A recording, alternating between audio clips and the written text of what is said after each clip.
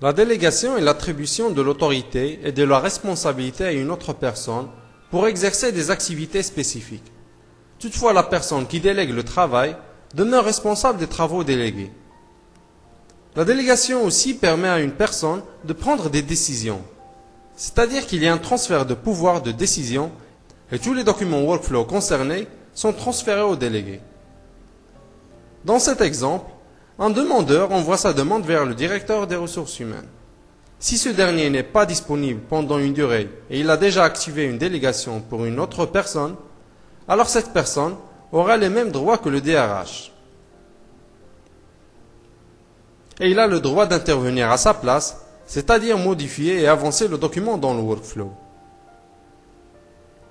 Le moteur workflow envoie un message aux deux intervenants lors de l'activation et la désactivation de la délégation. Et quand la délégation est désactivée, tous les documents workflow concernés sont remis à l'auteur.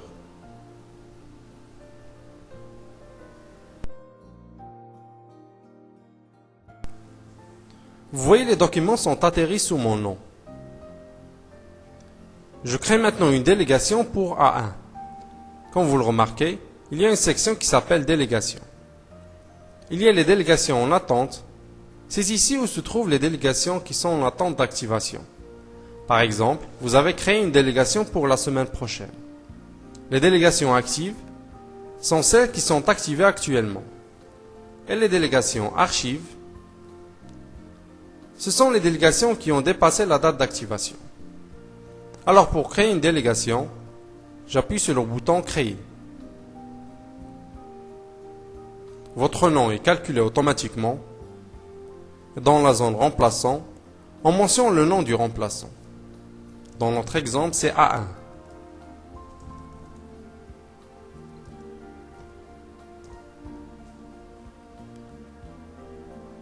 Je mets la date de début de la délégation.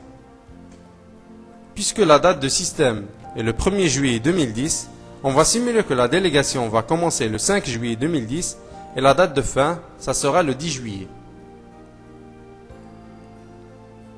Je mets le 5 juillet et la date de fin, c'est le 10 juillet. J'enregistre et je quitte. Vous allez remarquer que la délégation est dans la zone en attente. Workflow Central a la possibilité de simuler le passage de temps. Cette fonctionnalité est uniquement accessible pour tester les aspects différents de votre application. Par exemple, l'envoi des notifications lorsque le temps attendu pour une intervention est dépassé.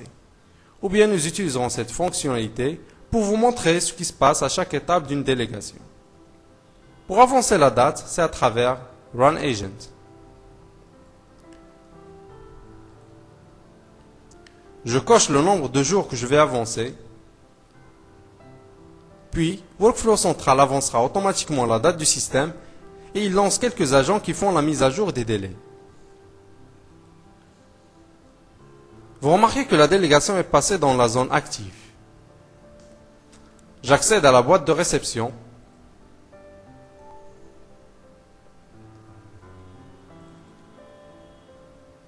Il y a un email qui mentionne que la délégation est activée. Son contenu, on a la date d'aujourd'hui, plus le nom de responsable que vous avez délégué, et la date de fin, plus le nombre de documents à traiter. On a 3 documents à traiter. Je vais m'authentifier en tant que A1.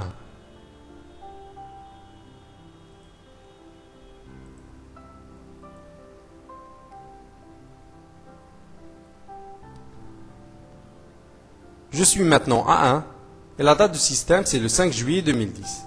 Alors je peux accéder aux documents qui étaient délégués à moi. A1 a le droit de modifier le contenu ainsi qu'il peut envoyer le document dans le workflow. Vous voyez, le document est atterri chez le directeur général.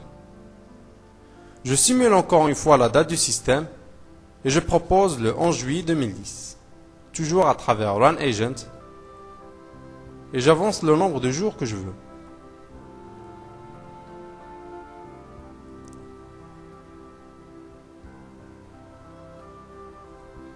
La délégation est passée vers la zone archive.